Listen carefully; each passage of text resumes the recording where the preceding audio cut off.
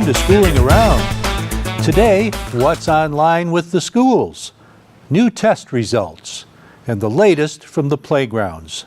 Stay tuned. Hey Lakeville, you're watching OCTV. When you walk into our superintendent's office, just to the right, you'll see our senior technology consultant, Debbie Fox.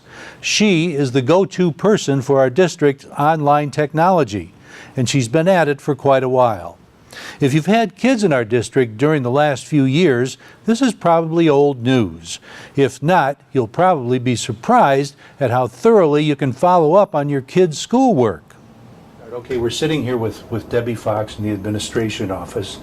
Debbie, you are the senior technology consultant for the Oxford School District. Correct. Just what does that mean? That sounds like you've got a really big job. I'm responsible for a lot of the sophomore programs that we use for the district. And some teacher training, some staff training, that type of thing. I help parents and students too with some of our software programs. When you were 15 years old, did you ever think you'd really be doing something like this? No. I mean, I thought maybe teaching, but no, nothing like this. Yeah, I'm old enough that we had the old IBM where you punch cards. So. Yeah, I know the addressograph, multigraph. Right. How long have you been with Oxford now? I have been with Oxford for 24 years now. Oh, say for a good long time. Yes. Yeah. There's so much available to students, to the administration, to teachers on the computer right now. Obviously, if someone's had a child in school for a while during the last few years, they know all about this stuff. But there's some folks whose kids are just starting with school who are going to have to be familiar with all this stuff because they can find out so much more than we could about our kids during that time. Right, PowerSchool. That's an interesting subject. I didn't have a clue what PowerSchool was until you explained it to me. Why don't you explain it to our viewers right now, if you could? PowerSchool is our student information system. A lot of the information on our students is kept there. Demographics, address, telephone numbers, emergency contacts. It also is where their classes are stored, grades and attendance are stored. PowerSchool is where the teachers can go into and put in grades and mark attendance. PowerSchool can be viewed by parents and students so they can go in and look at their grades and their attendance. So parents can kind of keep an eye on how things are going and whether or not the homework gets done and exactly how the test scores are coming in. So you can go in and look at the final grade. You can click on the final grade and that will give you a view into the teacher's grade book. So you can see, did my student turn in their assignment? What was that marked? How did they do on the last test that they took? Now, if we'd have had this when our kids were going to school, we'd have grounded them a lot more, right? That's it. Exactly. Just a guess, how many years has this sort of information been available online? We've been using PowerSchool since 2007. Before that, we used a program called Grade Quick, and it gave you a tad of that information, but not as much as we have now. This is the registration gateway, and on here we will eventually be putting back on here a link for enrollment update, so that parents have to go in every year at the start of the school year and update their information. Has their telephone number changed? With cell phone numbers, that changes quite often. Do they need to change any of the emergency contacts? Maybe grandma has her cell phone changed, so that can be changed all online. If they have an address change, again, they have to come into the central office, to their central enrollment, and bring that proof of residency in. But all that information has to be updated before they can get their schedules or their locker information. So it's really a critical thing. Yes. Absolutely. And once they do that, that information is done online, and that gets pushed right into PowerSchool, so the information is updated right as they do it. Okay. Now, there's something called Haiku. Haiku is another software program that is available online. Parents and students can go into Haiku. They can view their homeroom pages their class pages, if you will, and they can see a calendar when assignments are due, when tests are coming up. Most of the teachers will put a syllabus out there. There'll be links to some web pages that might help with homework. Some teachers will put instructional information out on their haiku page too. So parents can go in, they create an ID and password for themselves, and they can go in and log in and see what assignments are coming up or tests are coming up. So, you know, it gets you thinking how much the responsibilities of teachers has changed with these new electronic programs, because they have to take the time to enter things in there, don't they? They do. But it's nice to be able to go in, and if you have multiple classes, you can set up for one class and it will carry over to all the classes. So if I have 6 sections of biology, I only have to enter it in once for one class, and it carries over to all the classes. Okay, is there anything else we need to know to become computer gurus? Just be aware that you do need your ID and passwords for the PowerSchool and for the haiku. Those will get emailed out if you haven't gotten them yet. If you're a new parent, they will be emailed out to you. If your child has been in the district for a while and you don't have those, you can contact me and I can give that to you. Okay, would you like to give a phone number out for the office? My number is 248-969-5191. Debbie's technical notoriety goes beyond Oxford. She's a member of the PowerSchool user group and attended an international conference recently. It's a conference, and it's PowerSchool User Group. It's a national conference. We have people from all over the nation, and even from over in Europe, that come over for this conference. I'm a member of the PSUG User Group. It's PowerSchool User Group, and I present at the conferences. So they take care of all the accommodations, the flights, everything for me to go. PowerSchool User Group does. I present at the conference on PowerSchool, how to work with reports, create reports, run reports, that type of thing. What kind of changes do you see coming up with these sorts of systems? PowerSchool has been sold from Pearson to another group called Vista, and they've gone out and bought more software into PowerSchool. So it's becoming a one-stop shop, if you will, of information. So more and more information is going to become available on this sort of thing. Do you think it'll ever reach the point where the information will be shared between school districts and government and so on and so forth? I don't see a government involvement in this, but if a student is going from one school district to another school district, it's always been where we'll send the student files to them. This is becoming an electronic version rather than the paper folder copies. It's going to be electronic. Just like changing doctors these days. Yes, huh? exactly. There's one other program we should mention called School Messenger. Debbie explains. School Messenger is set up so that parents and students can receive email about activities going on, or if there's school closing. School Messenger is tied into PowerSchool. It's a separate program, but it is tied in. So your information in PowerSchool is pushed over to School Messenger. So the telephone numbers that you put in that you want to be contacted in PowerSchool will be pushed over to School Messenger, and the email addresses. So if we have a school closing, you'll get a phone call and an email call first thing in the morning when there is a school closing for weather. If there is school in session and there's a problem, you'll be notified via your information that's in School Messenger, email or a telephone number if there's an emergency, telephone call if there's an emergency. And if there's a power outage, do you send smoke signals, or what? If there is a power outage in Oxford, we can contact School Messenger, and they are located in Missouri, and they can get that information out for us. Next, Ken Weaver on M-STEP and more.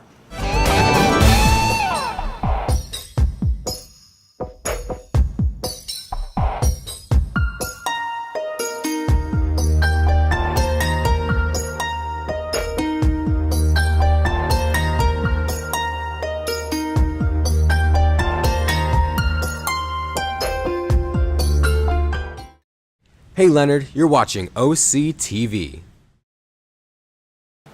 Finally, long-awaited test results are in. We're talking M-STEP, PSAT, and SAT. Assistant Superintendent of Instruction Ken Weaver fills us in. Well, our M-STEP scores came back. That's the test for 3 through 8th grade, ELA and math, and then in certain subjects or certain grade levels, science and social studies. It also tests 11th grade science and social studies. We also have the PSAT results back for 9th graders and 10th graders, and then we also have the SAT results back, which is the 11th grade college ready test. That the state uses now. They had switched from the ACT. In general, in our 3 through 8 scores in ELA and math, our scores are up if you look at them compared from 2015 to 2016. So that was a good indicator, as well as the fact that in general we're definitely above the state average or the state mean. But we're also above, for the most part, the county average as well too, which we really compare ourselves more to the county average than we do the state. We've always pretty much been above the state average, although sometimes we've been like right at it or close to it or maybe even a little bit below. But for the most part, we always compare ourselves to the county averages, and for the most part, we're above the county averages, and especially in ELA and math. We do have some work to do in some areas. In 3 through 8, mostly in the area of ELA. We've got in the early grades, 3rd and 4th grade, while 5th, 6th, and 7th we're basically above the county average.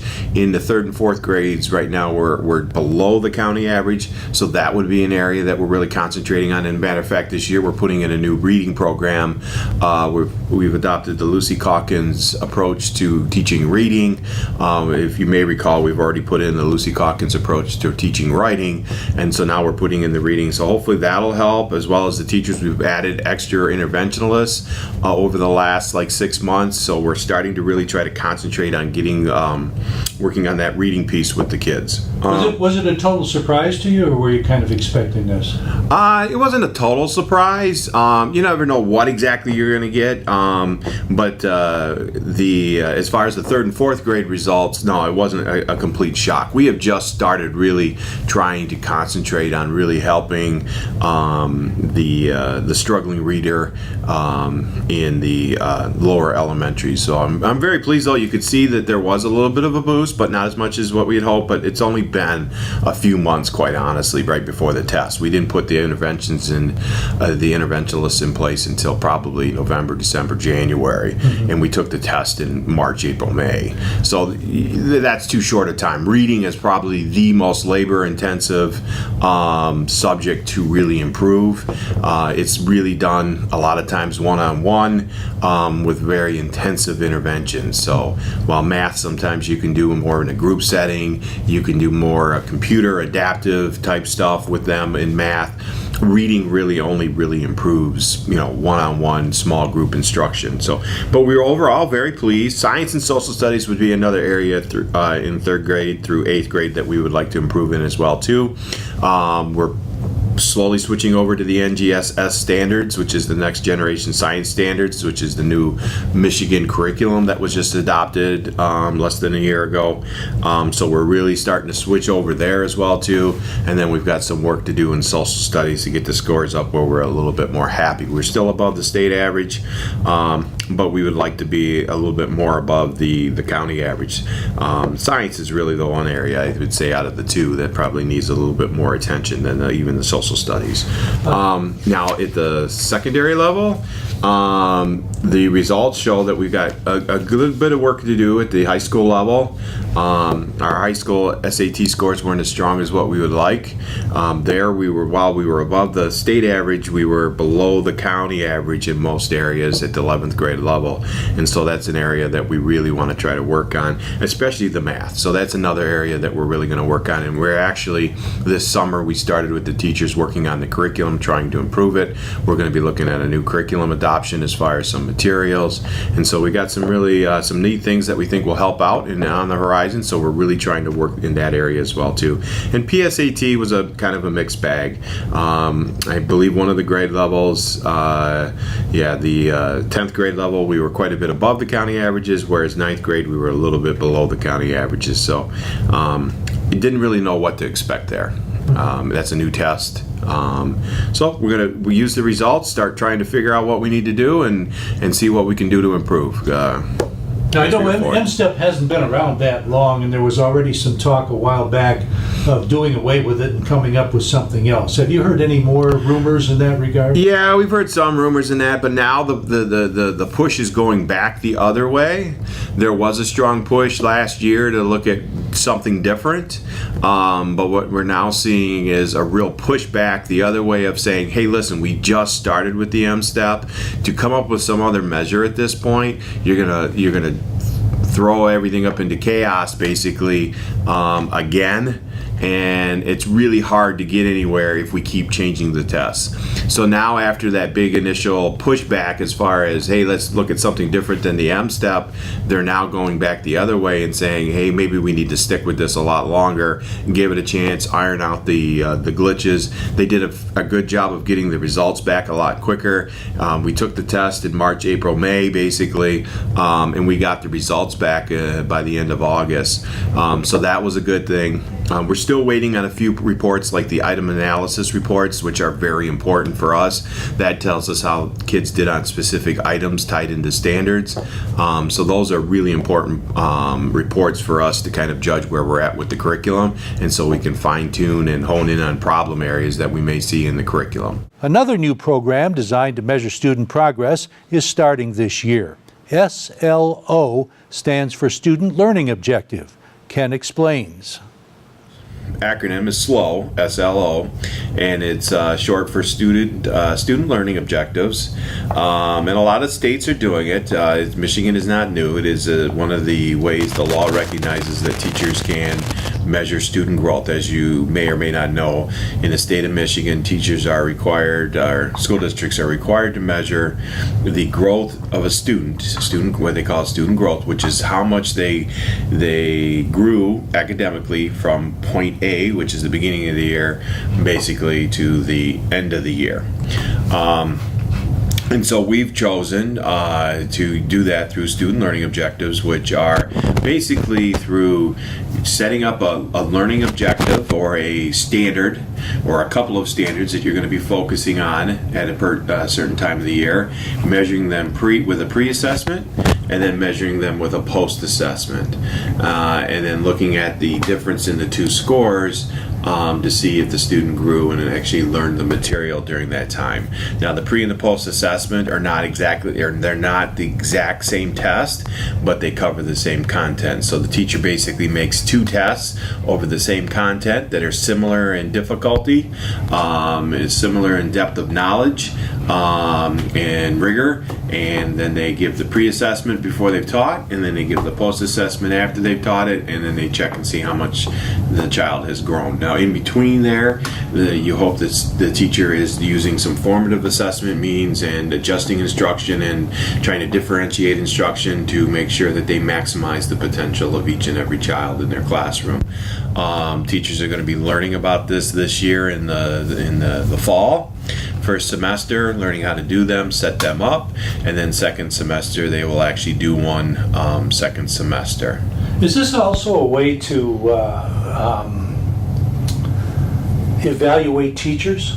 It does go into their evaluation eventually. The state mandates that the student growth be included in their evaluation, the measure of it. In 1819, the state test will make up 50% of that student growth score. So right now, the student growth score is expected to be 25% of their overall evaluation score. In 1819, that goes up to 40%. 1819? Yeah, 2018-19 school year. Gotcha. It goes up to 40%. And out of that 40%, 50% of it has to be made up of state test scores. So the state's getting all set up to be able to do that and measure it. They have a way of measuring. They're going to come out with student growth percentiles this year, and that's going to be the beginning of them measuring how much that child grew from the last time they took the state test to where they're at on the that current year's So state this is test. going to tie into the MEP and a couple other things then, right? Well, the MEP's gone. It's the M-STEP. M-STEP, right. Yeah, so it's the M-STEP, yes. So it's going to be a combination. Now, the student learning objectives aren't directly tied into the M-STEP. They are going to be separate. So the student growth for teachers in Oxford will be made up of two components, basically. There'll be a student learning objectives component, and then there's going to be the state test component. And then together that will make up one student growth score, which will eventually be 40% of their evaluation. How did we do this before? We did it formatively. We've been required to do it. A lot of the state came through with the law. It didn't tell anybody how to do it or how to accomplish it or what they wanted to do. They just said student growth has to be measured. Nobody's really known how to do it, and everybody was waiting for the state to give us guidance as to what they expected from us. They never really came down with clear guidance until about a year or so ago, when they updated the laws and passed the new teacher evaluation laws and kind of gave some clarity. So schools have been starting to implement these. We did something close to this year, where we used a scale to measure their approach to formative assessment and everything. But as we figured this process out, it's taken us all year, a group of administrators all year, to fine-tune these documents, because really the state did not have a whole lot of guidance from the beginning. They're starting to get a little bit more, but really we had to go out to other state websites and stuff like that to start to figure out how we were going to do this. So it's taken us a while to put it all together, and we're pretty proud of what we've come up with. We think it'll work well, be fair to the teachers, and also in the end, which is our chief objective, is to raise student achievement. So. Now, is this something that we put together ourselves, or did we have to subscribe to some kind of vendor for this? Or No, it's something we put together ourselves, but we use state models from other states. So it's all based off of other states that, like I said, this is nothing new for a lot of states. Probably, I think it's anywhere from 30 to 35 states do these currently. So we had a lot of different models to go off, and we tried to pick and choose and figure out what would work best for Oxford and for our where we're at with data collection and assessment and everything else. was this kind of one of those things that you saw coming? I mean, like you said, the state isn't requiring it yet, but did you kind of, as you looked at the figures and did your research, saw that in some states it is a requirement? Was it kind of something you saw coming down the road and thought, we better get on board with this while we can have the power and put it together the way we want it? Well, the state does require it. Oh, they do. They just give you options in how you're going to measure student growth. They give you 4 or 5 different options, and this was the best measurement that we wanted to use. But they've given us some time to figure this out.